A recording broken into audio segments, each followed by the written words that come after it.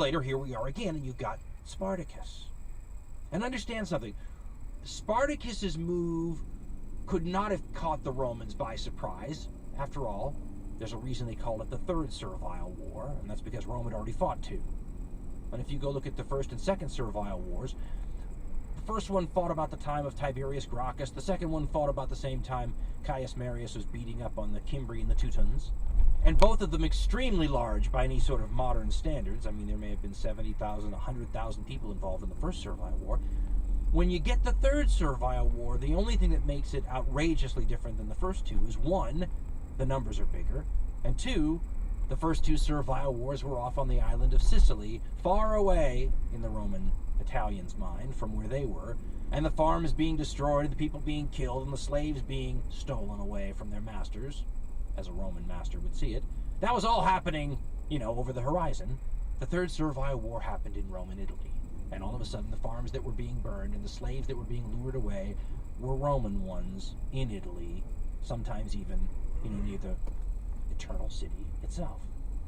And, every time I look at the Servile Wars, I get a million what-if scenarios, firing off in my head. The first one that always comes to mind is, oh my gosh, what if that had happened in the USA before the U.S. Civil War? Or what if the U.S. Civil War never happened and the African-American slaves in the USA had to sort of get their own freedom through revolts?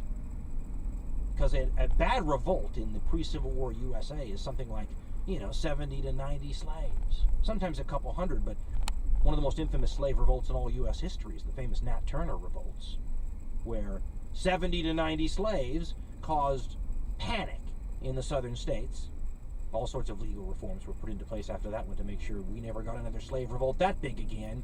What would have happened in the U.S. South if 120,000 African-American slaves were breaking into federal armories and taking weapons and fighting off southern militia armies put together to, defeat them? And if they were defeated with all the horrible atrocities, judging from how other slave revolts in our country were put down, imagine what world opinion and opinion in the North might have been like among the abolitionists.